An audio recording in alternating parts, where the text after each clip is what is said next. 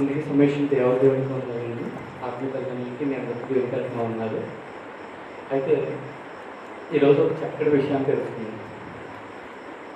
సాధారణంగా ఈ లోకంలో జీవిస్తున్న మనం, ప్రత్యేకంగా మనం ఉంటున్న మనం కొన్ని చోట్ల ఒక పని కానీ ఏదైనా ఒక పని అది చేయొచ్చా చేయకూడదని ఒక ఆలోచన ఉంటాం. అందులో బాగా ఎక్కువ మనకి పడ్డ ఆలోచన ఏంటంటే, ఎక్కువగా మనకి తగిలే ఆలోచన ఏంటంటే, విగ్రహాలకు పెట్టిన ఏదైతే అద్భుతాలు ఉన్నాయో అది మనం తినచ్చా తినకూడదు అనే ఒక ఆలోచన ఉంటుంది. అది ఎప్పటి వరకు ఉంటుందంటే మనం పుట్టింది మొదలుకొని మనం మరణించేంత వరకు కూడా. ఎందుకంటే మనం జీవిస్తున్న జీవిత కాలం అంతా కూడా లోకంలో ఎవరైతే ఉన్నారో, అంటే అన్యులైతే కానీ దేవుడు నమ్మని వారైతే కానీ అనేక మధ్య మనం జీవిస్తున్నాం కదా. అలాంటప్పుడు మనం ఏం కలిగి ఉన్నాం వారితో మనం అంటే స్నేహభావం కలిగి ఉన్నాం.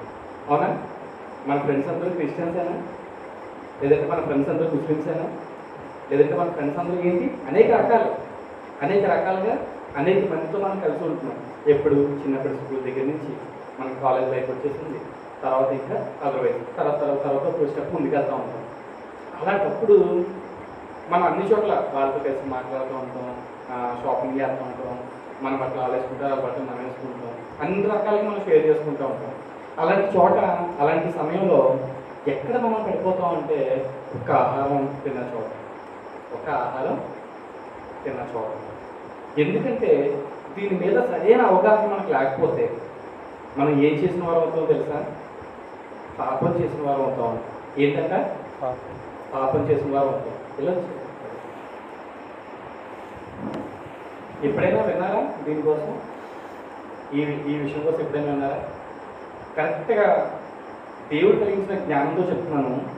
ఎంత చక్కటి విషయం అంటే మీరు నేర్చుకోగలిగితే అనుకోవచ్చు, ఏంటి ఆహారం తినడం పాపమా అని. ఏంటంటే ఆహారం తినడం పాపమా? అదేంటనే పాపం అంటే వేరే కదా. అబద్ధాలు ఆడడం, తప్పు చేయడం, మోసపరచడం, వ్యభిచారం చేయడం, ఇంకోటి అది కదా పాపం. మరి ఆహారం తినడం పాపం ఏంటి అని అనుకోవచ్చు.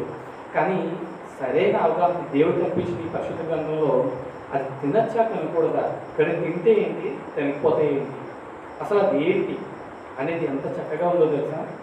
ఎంత చక్కగా దేవుడు రాయించాడో తెలుసా? ప్రతిదీ రాయించాడు. ఈరోజు ఒక్క నిమిషం లేట్ అయినా చక్కగా తెలుసుకోండి. చాలా వివరంగా ఆ రిఫరెన్స్తో సహా నీట్గా చెప్తాను. చాలా చక్కగా అర్థం చేసుకోండి. ఎంత గొప్ప విషయం అంటే ఇదే వాక్యాన్ని మీరు అనేక మందికి చెప్పచ్చు. దీని ద్వారా దేవుళ్ళలోకి అనేక మందిని రప్పించవచ్చు. ఏంటి ఒక ఆహార విషయంలో, అది విగ్రహాలు అర్పించిన ఆహార విషయంలో ఇంత గొప్ప ఆలోచన ఉందా అని అంటే అంత గొప్ప ఆలోచన ఉంది. చాలా వరకు మనం ఏమనుకుంటాం అంటే, చిన్న ఎగ్జాంపుల్తో స్టార్ట్ చేద్దాం చూడండి. సపోజ్ ఒక ఫ్రెండ్స్ ఉన్నారు, నేను నా ఫ్రెండ్ ఉన్నాడు అనుకోండి, ఇద్దరం ఉన్నాం. నేను క్రిస్టియన్, వాడు హిందూ. కానీ ఎలాంటి విషయం అంటే నాకు ఏ పరిస్థితుల్లో అయినా నాకు సహాయం చేస్తూ ఉంటాడు, నేను వాడికి సహాయం చేస్తూ ఉంటాను. అలాంటి సమయంలో మనకి క్రిస్మస్ వచ్చిందనుకోండి, మనం సాధారణంగా ఏం పిలుస్తాం? స్కిట్స్, డ్యాన్స్లు ఇవన్నీ వేస్తారు కదా. వాటికి ఆ మనిషిని పిలుచుకుంటూ వస్తాడు, అన్నీ చూస్తాడు. అలా అసలు ఏం పెడతాడు తింటాను. అది దాన్ని ఏమనుకుంటాడు? ఇక్కడ తీసుకొచ్చి మనం పెట్టిన దాన్ని ఏమనుకుంటాడు? ప్రసాదం అనుకుంటాడు. అవునా కదా? అది డ్రింక్ అయినా, స్నాక్స్ అయినా, భోజనం అయినా, ఏదైనా ప్రసాదం అనుకుంటాడు, తింటాడు. మనం ఏదో ఒక సమయంలో వాడి ఇంటికో, వాడు ఏదో పరిస్థితులకు వెళ్తూ ఉంటాం. వాడి పండుగలకు, వాడి పండుగ అయినప్పుడు మనకి సెలవే కదా, అప్పుడు వెళ్తూ ఉంటాం. వాడు పెడతాడు, వెంటనే మనం ఏం చేస్తాం? ఆలోచిస్తాం. ఏమని ఆలోచిస్తాం? తినచ్చా తినకూడదా ఆలోచిస్తాం కదా. మనం మరి మహా తెలియని వాళ్ళు అయితే ఇంకేం ఆలోచిస్తాం? మనకి బైబిల్ గ్రంథం చెప్పింది కదా. ఏమని చెప్పింది? దావీదు ఆల్రెడీ చెప్పేశారు కదా. ఏమని? విగ్రహాలు కన్నుండి చూడవు, చేతులుండి కలపు, నోరుండి మాట్లాడవు, చెవులుండి వినవు. అంటే ఏంటది? ఒట్టివి. అవునా కదా? ఒట్టివి. మరి అంత ఒట్టానికి తీసుకొచ్చి అక్కడ ఒక పదార్థం పెట్టినప్పుడు దానికి ఏమైనా అవుతుందా? కొన్ని దానికి ఏమైనా అనుకుంటుందా? అడుగు. ఒక రైస్ కుక్కర్లో వండిన పరమం అనుకోండి, ఆ రైస్ కుక్కర్లో వండిన పరమాన్నాన్ని తీసుకొచ్చి ఆ విగ్రహం ముందు పెట్టినప్పుడు రైస్ కుక్కర్లో ఎలా అయితే ఉందో విగ్రహం ముందు అలా ఉంటుందా? ఉండదా? చక్కగా అలాగే ఉంటుంది. అవునా? దాన్ని తీసుకొచ్చి ఏమన్నా మనకి పెడతాడు, ప్రసాదాలను పెడతాడు. మరి దాన్ని తిన్న వల్ల ఏమైనా విషయం కలుగుతుందా? ఇంకోటి ఏమవుతాయా? ఇంకోటి ఏమవుతుందా అంటే దాన్ని పెట్టి తినచ్చా? ఏమైనా ఉంటుందా దాంట్లో? ఏముండదు. ఏముండలేనప్పుడు తింటే ఏంటి? మరి వాళ్ళు అంటారు కదా, మీ చర్చికి వచ్చాను, మీ క్రిస్మస్ కార్డులు ప్రోగ్రామ్స్కి వచ్చాను, మీరు ఈ చిన్నపిల్లలు క్రిస్మస్ చేస్తారంట, మీరు క్రిస్మస్ చేస్తారంట, ఎవరు క్రిస్మస్ చేస్తారంట, పెద్దలు క్రిస్మస్ చేస్తారు, అన్నింటికి నేను వచ్చాను, అన్నింటికి ఒక్కొక్కరు ఒక్కొక్క రకం పెట్టారు, అంత చక్కగా చేశారు, అంత చక్కగా పాటలు పాడారు, అంత చక్కగా అన్నీ చేశారు, నేను అన్ని విన్నాను, అన్నీ చూశాను, నీకేంటి బాధ అన్నప్పుడు మనం ఎలా ఆలోచిస్తే తినొచ్చాను అనుకుంటాం. ఆయన ఎందుకు బాధపెట్టడం, అందులో ఏం లేదు కదా అనేసి తినొచ్చా లేదా? ఒక రెఫరెన్స్ చూపిస్తాను చూడండి ప్రియుగా. మొదటి తిమోతి రాసిన పత్రిక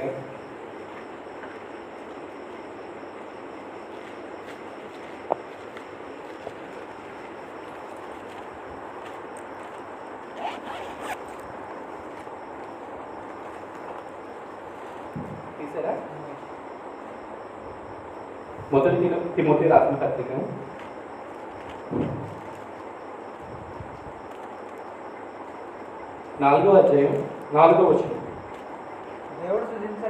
దేవుడు సృజించిన ప్రతి వస్తువును మంచిది కృతజ్ఞతాస్తుతులు చెల్లించి పుచ్చుకొని ఏదియు నిషేధింపదగినది కాదు.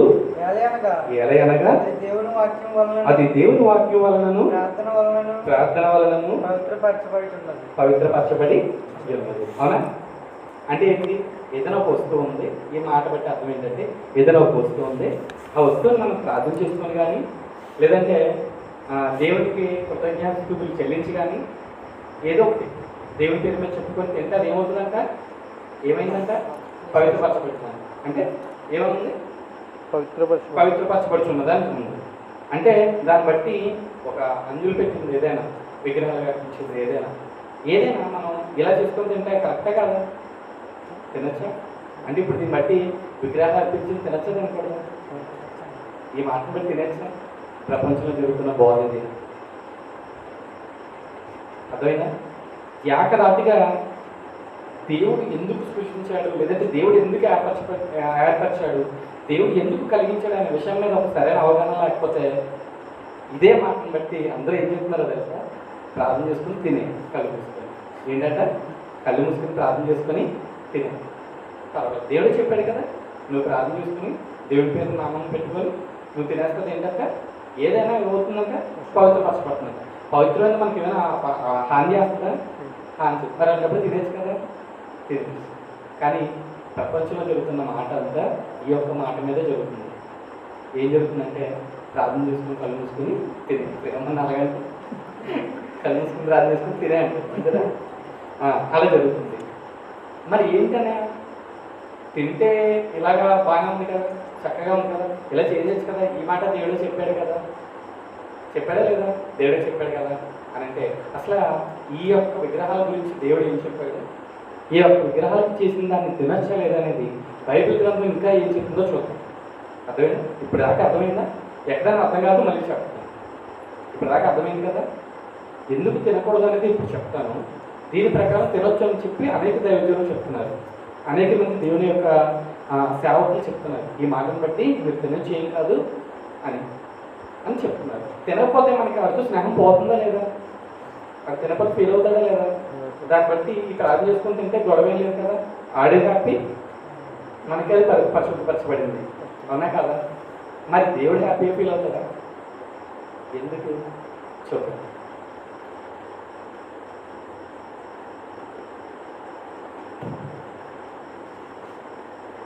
కొరింథీయులకు రాసిన మొదటి పత్రిక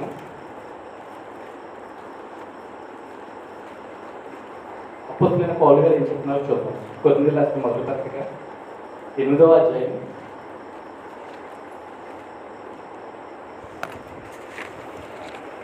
8వ అధ్యాయం మొదటి నుంచి బలిగా అర్పించిన వాటి విషయం ఒకసారి చూడండి. ఈ యొక్క 8వ అధ్యాయం మొత్తం కూడా దేనికి సంబంధించిందంటే హెడ్డింగ్ ఏముంది? విగ్రహాలు అర్పించిన వాటి విషయం అని ఉంది. అవునా? విగ్రహాలకు బలిగా అర్పించిన వాటి విషయం అని ఉంది. ఎప్పుడైనా గమనించారా? ఈ యొక్క చదివారా బైబిల్ చదివినప్పుడు ఎప్పుడైనా ఈ విషయాలు ఆలోచించారా? లేదు. ఈ అధ్యాయం అంతా కూడా విగ్రహాలకు సంబంధించిన వాటి కోసమే ఉంటుంది. అందులో అర్పించిన బలుల కోసమే ఉంటుంది. ఆ అర్పించిన విధానం ఏంటో ఎలా ఉంటుంది అన్నది పౌలు గారు మనకు చెప్తున్నారు అన్నమాట. అర్థమైందా? ఈ అధ్యాయం మొత్తం దాంట్లో ఉంటుంది. చూడండి, విగ్రహాలకు బలిగా అర్పించిన వాటి విషయము మనం అందరము జ్ఞానం గలవాలని ఎరుగుదము. జ్ఞానము ఉప్పొంగు చేయను కానీ ప్రేమ క్షేమవృద్ధి కలుగు చేయను. ఒకడు తనకేమైనా తెలుసుకొని కంటే తాను తెలుసుకొనవలసిన వాటి ఇంకనూ ఏమైనా తెలుసుకునేవాడు కాదా అని చెప్తూ, ఒకడు దేవుని ప్రేమించిన గల అతడు దేవునికి ఎరికైన వాడే. ఏంటంట? ఒకడు దేవుని ప్రేమించిన వాళ్ళ అంటే వాడు దేవునికి ఎరికైన వాడే అంటే ఏంటి? తెలిసినవాడు. అంటే దేవుడు అంటే ఏంటో మనకు తెలుసు, మనం అంటే ఏంటో దేవునికి తెలుసు. ఆ తర్వాత చెప్తున్నా చూడండి. కాబట్టి విగ్రహములకు బలిగా అర్పించిన వాటిని తిరుట విషయం మొదలెట్టాడు. స్టార్ట్ చేశాడు. చూస్తున్నారు కదా, లోకమందు విగ్రహములు ఒట్టిదనియు ఒక్కడే దేవుడు తప్ప వేరొక దేవుడు లేడని ఎరుగుతుంది. ఏంటంట?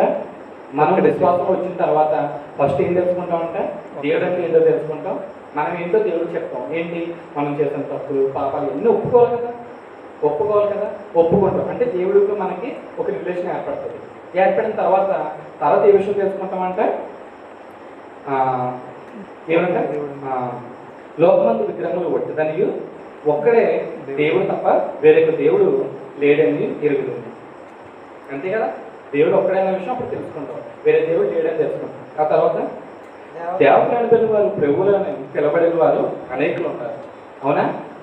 అనేక మంది దేవతలు ఉన్నారు, ప్రభువులను పిలుస్తున్నారు. కానీ దేవుడు మాత్రం ఒక్కడే దేవుడు అని చెప్తూ, ఆకాశ మందైన భూమి మీద నేను దేవతలైనవి ఉన్నను మనకు ఒక్కడే దేవుడు ఉన్నాడు, ఆయన తండ్రి. ఆయన నుండి సమస్తమును కలిగను, ఆయన నిమిత్తం మనం ఉన్నాము. మరియు మనకు ప్రభువు ఒక్కడే, ఆయనే యేసుక్రీస్తు. ఆయన ద్వారా సమస్తమును కలిగను, మనము ఆయన ద్వారా కలిగిన వారు. అయితే అందరి యందు జ్ఞానము లేదు. ఏంటంట? ఈ విషయం అందరికీ తెలుసా? దేవుడు ఒక్కడే ఉన్నాడని చెప్పి, వేరే దేవుడు లేదని చెప్పి, ఇలాంటి విషయాలని ఎవరికి తెలుసా? ఎవరికి తెలుసు. ఎవరికి తెలుసు? మనలాంటి వారికే తెలుసు, కొందరికే తెలుసు అంట. చెప్తూ కొందరు ఇదివరకు విగ్రహములను ఆరాధించిన వారు కనుక తాము భుజించే పదార్థములు విగ్రహములకు బలి ఇయ్యబడినవని ఎంచి భుజించుద్దరు. ఏంటంట? కొందరు అంటే ఆ సంఘంలో ఆ పరిస్థితులు ఆయన చెప్తున్న విషయాలు ఏంటంటే, అనేక మంది విశ్వాసం లేని వారు, అంటే ఎవరంటే అన్యులు. వారు ఉన్నప్పుడు వారు దేవుళ్ళకి వచ్చిన తర్వాత వాళ్ళు అంతకుముందు ఏం చేశారనే విషయాన్ని చెప్తున్నారన్నమాట. అంటే అన్యంగా ఉన్నప్పుడు దేవతలకు వాళ్ళు పూజించినప్పుడు ఏం చేస్తారంట? ఇది విగ్రహాలకి నేను అర్పించాను అని ఒక ప్రసాదంగా వాళ్ళు తీసుకుంటారంట. ఆ తర్వాత చెప్తున్నారు చూడండి. ఇందువలన వారి మనస్సాక్షి బలహీనమైనదై అపవిత్రమవుతున్నదంట. ఏంటంట? ఒక విగ్రహానికి అర్పించాను, ఇది ప్రసాదం అని చెప్పి తింటున్నారంట. ఎప్పుడు దేవుళ్ళకి రాకముందు. అంటే అప్పుడు వారి మనస్సాక్షి ఏమైనట్టు? బలహీనమైనట్టు. ఎందుకు బలహీనమైనదో చెప్తున్నారు చూడండి. భోజనం బట్టి దేవుని ఎదుట మనము మెప్పు పొందము, తినకపోయినందున మనకు తక్కువ లేదు, తినందున మనకు ఎక్కువ లేదు. ఏం చెప్తాడంట? వాళ్ళు ఏమైనా పెట్టినప్పుడు, అంజులు మనకి ఏమైనా పెట్టినప్పుడు తినకపోతే ఏం కాదు, తిన్నా ఏం కాదని చెప్తున్నారంట. ఎవరు? పౌలు గారు. ఇది కూడా ఎక్కువ వరకు చదువుతారు, ఈ మాట కూడా ఎక్కువ వరకే చదువుతారు. ఆయనే చెప్పారు కదా, తినకపోతే ఏం తక్కువ లేదు, తింటే ఏమి ఎక్కువ కూడా కాదు, పర్వాలేదని చెప్పి చెప్తారు. ఆ తర్వాత నుంచి చూడండి. అయినను మీకు కలిగి ఉన్న స్వాతంత్రం వలన బలహీనలకు అభ్యర్థం కలగకుండా చూచుకొనండి. ఏంటంట? కలిగిన స్వాతంత్రం. ఏ స్వాతంత్రం? మనకి ఏదైతే పాపం ఉందో దాని నుంచి మనం స్వాతంత్రం పొందుకున్నామా లేదా? అంటే ఈ యొక్క ఆత్మ చనిపోయిన తర్వాత నరకానికి వెళ్ళకుండా మనం ఏం చేస్తున్నాం? పరలోకానికి వెళ్ళాలని చూస్తామా లేదా? చూస్తున్నప్పుడు మనకి ఏం కలిగిందా? మన ఆత్మకి స్వాతంత్రం కలిగింది. అవునా? మనకి స్వాతంత్రం వచ్చిందా రాలేదా? నిజరక్షకుడు యేసుక్రీస్తు అని చెప్పి ఆయన ద్వారా మనం ఎప్పుడైతే ఆయనలో మనం ఎదుగుతున్నామో మనకేమొచ్చినట్టు? స్వాతంత్రం వచ్చినట్టు. అయితే ఏం చెప్తున్నాడు ఇక్కడ? ఆ కలిగిన స్వాతంత్రం విషయంలో ఏమవ్వకూడదంట? బలహీనలు అవుటకు అభ్యంతరపడకుండా చూసుకోండి అని చెప్తున్నాడంట. ఏమని చెప్తున్నాడంట? ఎలా అనగా జ్ఞానం గల నీవు విగ్రహాల యందు భోజన పక్కన కూర్చుండగా ఒకడు చూచిన ఎడల బలహీనమైన మనస్సాక్షి గల అతడు విగ్రహములకు బలి ఇవ్వబడిన పదార్థం తినుట ధైర్యం తెచ్చుకున్నాడు కదా. ఏమంట? కొంచెం క్లారిటీగా లేదా? మనం చూసి వేరే వాడు కూడా తింటాడు. అక్కడ ఏంటంటే ఏం చెప్తున్నాడంటే భోజనం అంతా జరుగుతుందంట. జరుగుతున్నప్పుడు మనకు కలిగిన జ్ఞానం ఏది? మనకి కలిగిన జ్ఞానం ఏంటి? పరలోక రాజ్యానికి సంబంధించిన జ్ఞానంతో కలిగి ఉన్నాం. అలాంటి జ్ఞానంలో మనకి ఏం కలిగి ఉన్నాం? దేవుడు ఒక్కడే కలిగి ఉన్నాం. ఆ దేవుడి వల్లే సమస్తం కలిగినవి. ఆ సమస్తం వల్లనే మనం కూడా సృజించబడ్డాం. మనం కలిగించింది యేసుక్రీస్తు వారని చెప్పి చదువుకున్నాం, నేర్చుకున్నాం, తెలుసుకున్నాం. అది జ్ఞానం. అలాంటి జ్ఞానం కలిగిన మనం భోజన పక్కలో కూర్చున్నప్పుడంట ఏం జరిగిందంట? ఎక్కడ కూర్చున్నారు వాళ్ళు? చూడు, మళ్ళీ చదువుతాం చూడు. ఏడాదిగా పదవ వచనం నుంచి ఏడాదిగా జ్ఞానం గల నీవు విగ్రహాల యందు భోజన పంక్తిని కూర్చుండగా ఒకడు చూచిన ఎడల బలహీనమైన మనస్సాక్షి గల అతడు విగ్రహములకు బలి ఇవ్వబడిన పదార్థం తినుటకు ధైర్యం తెచ్చుకున్నాడు కదా. అందువలన ఎవరి కొరకు క్రీస్తు చనిపోయినా ఆ బలహీనుడైన నీ సహోదరుడు నీ జ్ఞానం బట్టి ఏం చేస్తాడంట? నశించిపోతున్నాడంట. ఏ నశించిపోతున్నాడు? అలా దారి వేస్తూ ఉంటాం. మధ్యాహ్నం అయింది, మన ఊరు కాదు, మన ప్లేస్ కాదు, భోజనాలు జరుగుతున్నాయి. ఎవరు చూసారని చెప్పి తినేసేవాళ్ళు లేరా? తిన్నవాళ్ళం కాదా? అలా బయట జరిగి భోజనాలు తిన్నవాళ్ళం కదా. అలాంటప్పుడు ఏం తెలుసుకున్నా మనం? దేవుని తెలుసుకున్నా మనం తింటున్నప్పుడంట, పంటలు కూర్చున్నప్పుడంట అప్పుడే దేవుడిలోకి వచ్చినవాడు మనం చూశాడంట. అప్పుడే దేవుని తెలుసుకున్నవాడు చూశాడంట. అప్పుడు వాడు మనస్సాక్షి ఏమవుతుంది? నార్మల్గా ఆలోచించండి. నేను తిన్నదే లేదు, ఆడు తింటే ఏమవుతుంది? అంతే కదా. ఏమనంటారు? అమ్మ ఉదయ్, నువ్వు తింటే లేనిది నేను తింటే ఏమవుతుంది? నువ్వు ఎప్పటి నుంచో ఉన్నావు, నీకు అన్ని విషయాలు తెలుసు అంటే ఇది తప్పు కాదు అని వాడు మనసులో అనుకుంటాడా లేదా? అప్పుడు వాడి మనసాక్షి ఏమవుతుందంట? నశించిపోతుంది అంట. ఎక్కడ నశించిపోతుంది? వాడు ఏదైతే రక్షణ తీసుకోవాలని చెప్పి దేవుళ్ళకి వచ్చాడో ఆ రక్షణ ఏమవుతుందంట? నశించిపోతుందంట. తిండిలో ఏదైనా ఉందా? ఇప్పుడు తిన్న పదార్థాల్లో ఏదైనా ఉందా ఇబ్బంది? మరి ఎక్కడ ఇబ్బంది ఉంది? మనం తినడం వల్ల ఏమవుతుందంట? దేవుని కొరకు రక్షింపబడిన ఒక ఆత్మ ఏమవుతుందంట? నశించిపోతుంది. అంటే ఎంత తప్పు జరుగుతుంది? తిండిలో ఏదైనా ఉందా? తిండిలో ఏది లేదు. కానీ ఎక్కడ తప్పు ఉందంట? మనం ఆహార పదార్థాలు ఆ విగ్రహానికి అర్పించిన వాటిని తినడం వల్ల ఉందంట. అది తినడంలో ఉందంట. అది తినడం వల్ల చూసిన మనిషిలో ఉందంట. వాళ్ళు ఏమవుతుందంట? వాడి ఆత్మ రక్షించడానికి వచ్చిన ఆత్మ ఎక్కడ పోతుందంట? నశించడానికి వెళ్ళిపోతుందంట. అంటే మనం దేనికి కారకులు అవుతున్నాం? దేవుడు రక్షిత వార్తలో ముందుకు పోవడానికి కారణం అవుతున్నామా? అనేక ఆత్మలు రక్షించడానికి కారణం అవుతున్నామా? అనేక ఆత్మలు మన ద్వారా ఏమైపోతున్నాయి? నశించిపోతున్నాయి. దానికి కారణం అవుతున్నామా? ఇప్పుడు చెప్పండి, ఆహారంలో ఏదైనా ఉందా? ఆహారంలో ఏదీ లేదు. ఆహారంలో అసలు ఏమీ లేదు. దేనిలో ఉంది? ప్రభు కొరకు రక్షించబడిన ఒక ఆత్మ నశించుకోవడంలో ఈరోజు నువ్వు నేను పాల్గొన్నాను. ఇప్పటివరకు చేసామే తప్పు? ఇప్పటివరకు తప్పు చేసాం. ప్రసాదాలు పెడితే తింటాం, బాగుంటాయి, మంచి రుచిగా ఉంటాయని చెప్పి అది తింటాం, ఇది తింటాం. దేవుడే చెప్పాడు కదా, ప్రార్థన చేసుకుని తింటే పరిశుద్ధపరిచిపోతుంది. అప్పుడు ఏమనుకుంటాడు? సపోజ్ ఇదే విషయాన్ని ఇంకోలా ఆలోచన, అడుగు పూజించి తెచ్చి పెట్టాడు అక్కడ, మనం తినమన్నాడు, మనం ప్రార్థన చేసుకుని తిన్నాం. అది మన మనస్సాక్షి. వాడి మనస్సాక్షి ఏంటి? ఇది విగ్రహానికి అర్పించాడు అంటే దేవుడు దాని మీద వాలాడు, లేదంటే దేవుడు నేను అర్పించానంటే దేవుడు స్వీకరించాడు. అది ఏమైంది? అక్కడ వండిన పరమాన్నం కాస్త ప్రసాదం అయిపోయింది. అది నేను తింటున్నాను, నాకు ఎక్కాడు, తిన్నాను. అంటే ఇంత గొప్పగా దేవుళ్ళు ఉన్నా, లేదంటే ఇంత గొప్ప విషయాలు తెలిసిన ఉదయ్ ఈ పదార్థం తింటాడంటే నా దేవుడు గొప్పోడే, అవునా కదా? నేను అర్పించిన ఆ విగ్రహం గొప్పదే అంటే పర్వాలేదు మాట. తినకపోతే వాడు అనుకుంటాడు ఏమనంటే, తినకపోతే వాడు అనుకుంటాడు ఏమనంటే, వీడు తినలేదంటే ఏదో ఉంది అనుకుంటాడా లేదా? ఏదో ఉన్నా అన్న ఆలోచనలోనే నువ్వు వాటిని దేవుళ్ళకి అర్పించగలవా లేదా? ఎప్పుడైనా ఆలోచించారా? తింటే ఏమనుకుంటాడంటే వాడు మనస్సాక్షి ఇంకేమవుతుందంట? బలహీనం. ఎక్కడ బలహీనం అవుతుంది? వాడు ఏదైతే నమ్ముతున్నాడో అది నిజమని బలవంతంగా వాడు ఇంకా గొప్పగా దాన్ని బలంగా నమ్ముతాడా లేదా? ఆ గొప్పగా లోకంలో ఉన్న దయ్యాన్ని, లేదంటే లోకంలో ఉన్న వాటిని గొప్పగా నమ్మినప్పుడు దేవుళ్ళు వాడు ఏమవుతాడు? బలహీన పడిపోతాడు. అంటే బలహీన పడిపోవడం వల్ల మనం ఏం చేస్తున్నాం? ఒక ఆత్మని నశించిపోవడానికి కారణం చేస్తున్నాం. సరదాగా తింటున్నాం, ఏదో ఎవరు చూడట్లేదు కదా అని తింటున్నాం, లేదంటే ఎవరు ఏదో చేయట్లేదు కదా అని చెప్పి తింటున్నాం. కానీ ఇంత గొప్ప ఆలోచన దేవుళ్ళలో ఉంది. ఈ ఆలోచన ఎప్పుడైనా ఆలోచించామా మనం? ఎప్పుడైనా తిండి విషయమే కదా అని. కానీ తిండిలో ఏదైనా ఉందా? ఇప్పటికీ చెప్తున్నాను, తిండిలో ఏదీ లేదు. తిండిలో ఏది నిజం చెప్పనా? ప్రసాదం అసలు మన క్రైస్తవుల్లో నిజమైన ప్రసాదం ఏంటో తెలుసా? నిజమైన ప్రసాదం ఏంటో తెలుసా? ఇప్పటికీ మనలో కొంచెం తీసుకోలేదు కూడా. ఏంటో తెలుసా? యేసుక్రీస్తు వారికి సాధించిన రొట్టె ద్రాక్షరసమే దేవుడు మనకి ప్రసాదించిన ప్రసాదం. అంటాం కదా, చాలా మంది అంటారు కదా, మీ ప్రసాదం నేను తింటాను. ఎవరైనా అన్యులు ఎందుకు? మనం చర్చిలోకి వచ్చిన బాప్తిజం తీసుకున్న వాళ్ళకి సార్ గారు ఎప్పుడైనా వాళ్ళకి ఇచ్చారా? రొట్టె ద్రాక్షరసం ఇచ్చారా? ఎన్నో సంవత్సరాలు, 2-3 సంవత్సరాల నుంచి వచ్చిన వాళ్ళు కూడా ఉంటారు. ఇప్పటికే బాప్తిజం తీసుకునే వాళ్ళు కూడా ఉంటారు. వాళ్ళకి ఏ రోజైనా రొట్టె ద్రాక్షరసం తీసుకున్నారా? అది నిజమైన ప్రసాదం అంటే. వాళ్ళకే మనం వాళ్ళకి ఎందుకు పెడతాం? ఈ విషయాన్ని ఎప్పుడైనా చెప్పారా? కనీసం ఈ విషయాన్ని ఎప్పుడైనా ఆలోచించారా? నిజమైన ప్రసాదం చర్చకొచ్చిన వాళ్ళకి రొట్టె ద్రాక్షరసం అనేది బాప్తిజం తీసుకుని నిజ రక్షకుడు ఆయనే అని చెప్పి నమ్మి బాప్తిజం తీసుకున్న వారికే మనం పెడతాం. అవునా కదా? వారికే మనం పెడతాం.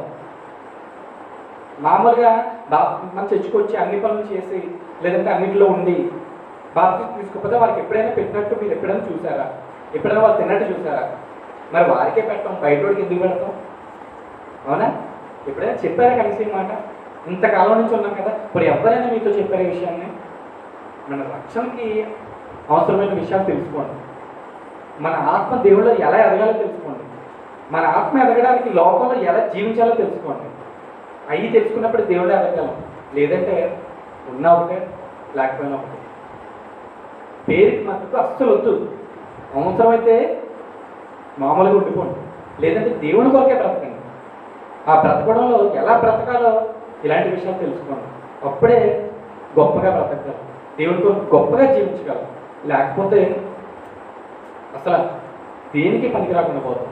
ఎందుకంటే అటు నువ్వు దేవుళ్ళని గొప్పగా బ్రతక, దేవుడి కొరకు రక్షింపబడిన ఆత్మల విషయంలో కూడా నువ్వు బలహీన పడిపోతూ ఉంటే ఇంకెక్కడ రక్షణ, ఇంకెక్కడ దేవుడి రాజ్యం విస్తరించబడుతుంది, ఇంకెప్పుడు దేవుడి రాక సమీపించబడుతుంది? రక్షింపబడి ఎన్నో ఆత్మల కోసం దేవుడు రాక ఎదురు చూస్తున్నప్పుడు ఈ చిన్న విషయంలో ఎంత తప్పు జరుగుతుందంట. ఇంకా చూడండి, ఆ మాటకి ఇంకా ఉంటుంది. 12వ అధ్యాయం 12వ వచనం చూడండి. ఇక్కడ ఇలాగ సహోదరులకు విరోధంగా పాపం చేయడం వలన వారి బలహీనమైన మనస్సాక్షిని ఒప్పించడం వలన మీరు క్రీస్తుకు విరోధంగా ఏం చేస్తున్నాం అంటే, మనం క్రీస్తుకి విరోధంగా ఏం చేస్తున్నాం అంటే ఏంటంటే, మనం తినడం వల్ల, వాడు చూడడం వల్ల వాడి మనసాక్షి బలహీన పడిపోతే మనం ఎవరికి విరోధం అయిపోయామంట? క్రీస్తుకి. అంతేనా? ఈ దొంగతనం చేయడం వల్ల విరోధం అయిపోయామా? ఒక పాపం చేయడం వల్ల విరోధం అయిపోయామా? ఇంకోటి చేయడం వల్ల విరోధం అయిపోయామా? ఇలాంటి మన జీవితంలో ఎన్నో ఉన్నాయి. ఎన్ని చక్కదిద్దుకోవాలో చూడండి ఒకసారి. చూడండి. ఇదంతా మనకు అవసరమేనా? ఇదంతా మనకు ముఖ్యమేనా? ఇలాంటి విషయాలు తెలుసుకోవాలా లేదా? ఇలాంటి విషయాలు తెలుసుకోవాలి. ఇప్పుడు మీరు ఎవరికైనా చెప్పగలరా? అరే బాబు, తింటే ఏంటి, తినకపోతే ఏంటి అంటే విషయాన్ని ఎవరికైనా మీరు చెప్పగలరా? ఎవరికైనా అర్థమైందా?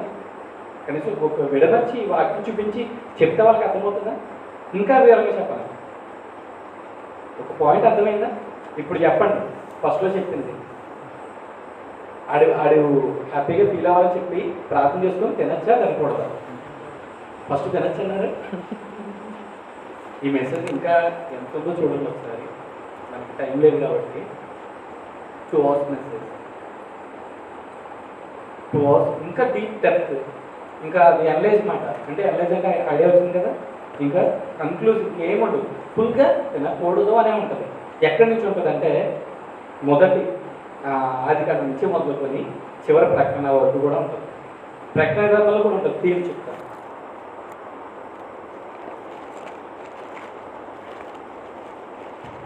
ప్రకటన గ్రంథం 2వ అధ్యాయం 14వ వచనం. యోహాను గారు రాసిన ప్రకటన గ్రంథం 2వ అధ్యాయం 14వ వచనం. అయినను నేను మీ మీద కొన్ని తప్పిదములు మోపరుస్తాడు. ఇక్కడ విషయం చూడండి, ఏం మోపుతున్నాడంట? మీ మీద కొన్ని తప్పిదములు మోపుతున్నాడంట. ఏ తప్పిదములు?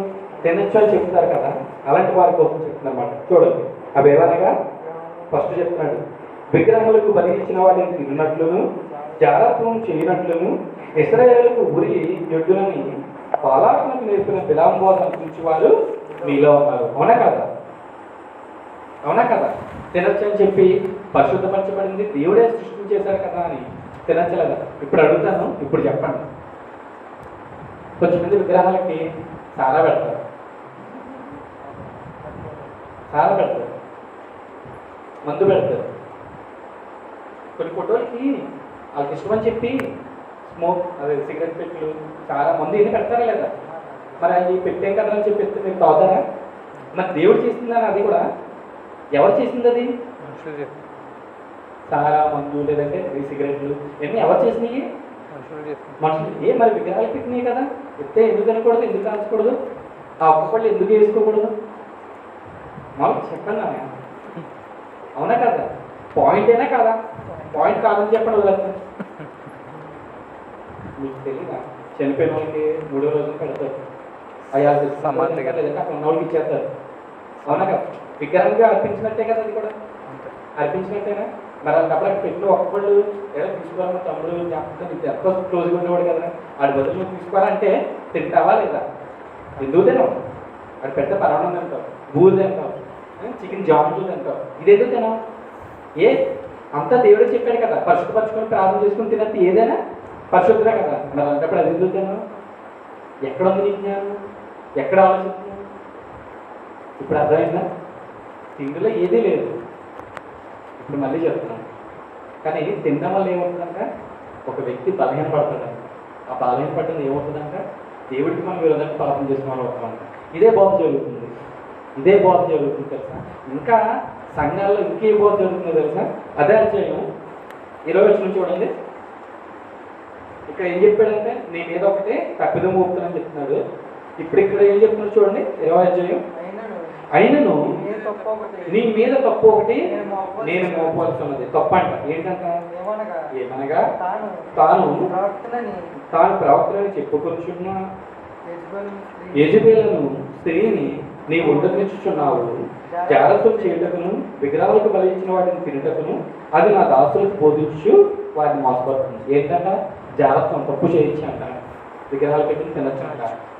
అటువంటి యెజబెల్ లాంటి ఒక స్త్రీ లాంటి అన్నీ చెప్తుందంట, ప్రార్థన చెప్పుకుంటూ. అది కూడా ఏంటంట? తప్పే అంట. అవునా కదా? అవునా కదా? ఇంకా ఇంకేమున్నాయి తెలుసా? మనం సంఘాల్లో చూడగలిగితే చాలా ఉన్నాయి, ఇంకా చాలా ఉన్నాయి. ఏంటంటే చాలా మంది పెళ్ళిళ్ళు చేసుకోరు, దేవునికి సమర్పించేసుకుంటారు. అలా ఇంకా అనేక రకాలు ఉన్నాయి. ఒక్కొక్కరు యేసుక్రీస్తుని దేవుడిని కూడా నమ్మరు. వారు ఓన్లీ ఆదికాండం ఆ యొక్క అధ్యాయాలు ఉన్నాయి కదా, ఆదికాండం పంచకాండాలు మాత్రమే పట్టుకుంటారు. ఎందుకంటే దేవుడు ఇచ్చిన నిబంధన అని చెప్పి. అంటే ఇంకా యేసుక్రీస్తు వారి కోసం కూడా తెలియని వారు ఇంకా ఉన్నారు. మనకి ఇప్పుడు ఈరోజు ఏం తెలిసింది? విగ్రహాలకు అర్పించింది తినచ్చా తినకూడదా? మొదట ఎలా ఊపారు, ఇప్పుడు ఎలా ఊపుతారు? అర్థమైందా విషయం? అందుకే టైం కూడా అయిపోయింది, చాలు కదా.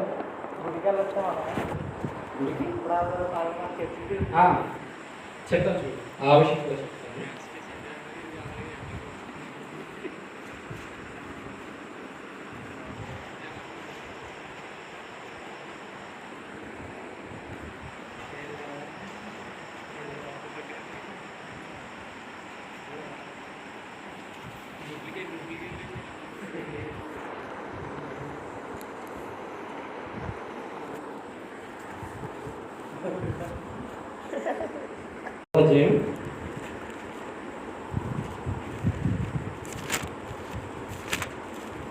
మొదటి కొరింథీ 10:27. అవిశ్వాసులలో ఒకడు మిమ్మల్ని అవిశ్వాసులో మిమ్మల్ని నిందించినప్పుడు అంటే ఎవరక్క?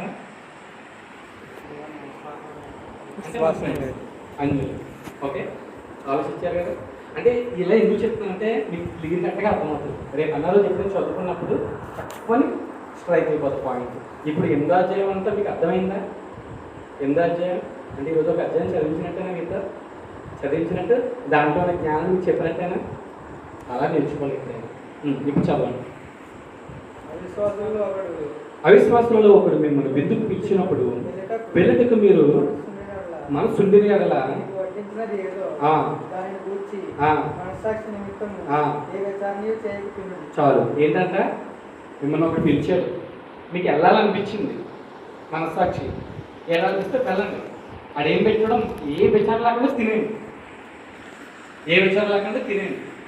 అంటే ఒక్కొక్కసారి మనం అనుకోకుండా పెట్టింది తినేస్తాం, అవునా కదా? అప్పుడు ఏ కావచ్చునా ఉండదు. దానికోసం చెప్తున్నారు అన్నమాట. ఒకవేళ అలా జరిగింది ఏంటి పరిస్థితి అని తర్వాత చదువు.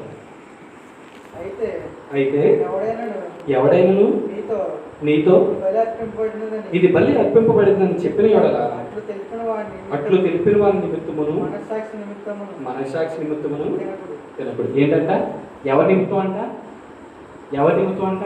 అడిగి మనం తింటున్నాం, అటు పెట్టాడు, మనం తినేస్తున్నాం, బాగానే ఉంది. వీళ్ళకి ఒకటి తీసుకుంటూ వచ్చి చెప్తారు, అనే అన్న అది బలి అర్పిస్తుంది అనే. అప్పుడు ఏం ఎవరో నిమిత్తం అయిపోవాలంట? చెప్పినోడి నిమిత్తమని మన మనస్సాక్షి నిమిత్తం కూడా ఏం చేయాలంట? తినకూడదంట. అంటే అప్పుడు ముందు తిన్నది ఏమైనట్టు? అది ఇబ్బంది కలిగించింది కాదు, అక్కడ సగం వరకు తినేసావు.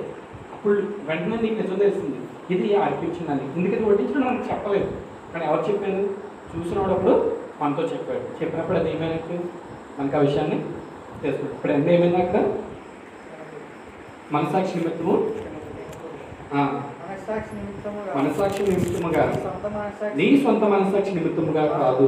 ఎదుటివాని మనస్సాక్షి నిమిత్తమే ఇలా చెప్తున్నాను. ఏంటంట? నీ కోసమేం కాదు, నీ కోసమైతే ఏం కాదు, కానీ నీ కోసం ఒకటి వచ్చి చెప్పాడు చూడు, వాడి మనస్సాక్షి దిగజారకుండా, వాడి మనస్సాక్షి బలహీన పడకుండా ఉండాలని చెప్పి చెప్తున్నాడు. సంఘంతో బోధిస్తున్నాడు అన్నమాట. వాళ్ళు అడుగుతున్న ప్రశ్నలకి ఇలా తినొచ్చా తినకూడదంటే అప్పుడు పౌలు ఆ సమయంలో ఉన్న కొరింథీ సంఘానికి చెప్తున్న మాటలు మాట ఇప్పటికీ కూడా మనకు ఉపయోగపడుతుంది. అవును కదా? చూడండి. ఎందుకనగా వేరొకరి మనస్సాక్షిని బట్టి నా స్వాతంత్ర విషయంలో ఏంటంట? అర్థమైందా? వేరొకరు ఎవడో వచ్చి చెప్పాడు, వాడి మనస్సాక్షి నిమిత్తం మనకు కలిగిన స్వాతంత్రం తీర్పు. అంటే ఎక్కడ? చనిపోయిన తర్వాత ఏముంటుందంట? తీర్పు ఉంటుందంట. అది కాదు, ఆ రోజు ఆడు వచ్చి చెప్పాడు కదా, నువ్వు మాట లేదు, సో ఎందుకు అలా చేస్తావు? తీర్పులో ప్రశ్న పడిందా లేదా? తీర్పులో ప్రశ్న పడిందా లేదా? ఆ ప్రశ్నకు మన సంబంధం చెప్పుకోవాల్సిన అవసరం ఉందా? ఈ రోజు ఇక్కడ మానేస్తే ఇక్కడ మానేస్తే చెప్పుకోవాల్సిన అవసరం ఉందా? ఆ నిమిత్తం మంచిదే, దేవుడి నిమిత్తం కూడా మంచిదే అంట. ఇప్పుడు చెప్పు, వెళ్ళొచ్చా వెళ్ళకూడదు? వెళ్ళినంత మాత్రాన ఏమి ఉండదు, లోపలికి తిరిగినంత మాత్రాన దానికి ముఖ్యవా వాడు మనస్సాక్షి పోయినట్టు. అర్థమైందా నీకు? చాలామంది చూడడానికి వెళ్తారు, విజిట్ చేయడానికి వెళ్తూ ఉంటారు చాలామంది. వాటికి ముఖ్యవా, వాటికి సంబంధించిన క్రియలు ఏదైనా చేసావా, వాడి మనస్సాక్షి ఏమవుతుందంటే బలహీన పడిపోతాడు. ఎందుకు? ఇప్పుడు సపోజ్ మనమే ఉన్నాం, ఇద్దరు మా గుళ్ళోకి వెళ్ళాం, వెంటనే చూసిన వాళ్ళ సంఘంలో ఎవరితో చూసి ఏమనుకుంటారు అక్కడ? ఇదేంటి వీళ్ళు అక్కడికి వెళ్దాం, దానివల్ల వెళ్ళడం మంచిదా వెళ్ళకపోవడం మంచిదా? వెళ్ళకపోవడమే మంచిది. వెళ్ళొద్దని నేను చెప్పట్లేదు, వెళ్ళతే జరిగే కారణం మీకు చెప్తున్నాను. ఇప్పుడు చూసారు కదా, తిండి విషయంలో చెప్పాను, అది వెళ్ళడం విషయం. దేని విషయంలోనైనా మీరు ఆలోచించుకోండి. ఇంకొకటి, ఎక్కడ ఎవరు ఏది చెప్పినా మీరు చూస్తే నమ్మండి. ఏ విషయమైనా మీరు చూడగలిగితేనే నమ్మండి, చూడకుండా 10 మంది 10 చెప్పినా నమ్మకండి. మీకు అంతగా డౌట్ ఆ విషయం క్లారిఫై చేసుకోండి. ఇప్పుడు ఈ విషయం నేను చెప్పాను, ఇందులో ఏం డౌట్లు వస్తాయి? ఈ వారం అంతా నా వాట్సాప్లో నా అందరి దగ్గర ఉంది, వాట్సాప్లో మెసేజ్ చేయండి. క్లియర్గా మీకు నైట్ అంతా వాట్సాప్లో మెసేజ్ చెప్తాను వాటిని. ఏదైనా ఇప్పుడు నేను బైబిల్లో చూపించే చెప్పానా లేదా? దేవుడి గ్రంథంలో వివరించి చెప్పానా లేదా? బయట విషయాలు ఏమైనా తీసుకొచ్చి చెప్పానా? బయట విషయాలు తీసుకొచ్చి చెప్పలేదు. తర్వాత ఇంటికి వెళ్తారు, మీకు ఏమైనా మనసుకు అనిపిస్తాయి, మళ్ళీ ఒకసారి 8వ అధ్యాయం చదవండి. అందులో ఇక్కడ ఎలా ఉంది, ఇక్కడ ఎలా ఉంది, ఇక్కడ ఎలా ఉంది, ఏదైనా వివరం తెలియకపోతే అడగండి, క్లియర్గా చెప్తాను. ఓకేనా? ప్రార్థన చేసుకుని కరెక్ట్ టైం అయిపోయింది. మీలో ఈ వాక్యాన్ని అర్థమయ్యి ఎవరైనా ప్రార్థన చేయాలనిపిస్తే ముఖ్య ప్రార్థన చేయండి. ఈ మాటలు అర్థమయ్యి మీకు చేయాలనిపిస్తే సిగ్గుపడకండి, ఇంకోటి ఏం కాదు, ఎవరంతా రండి ప్రార్థన చేయండి.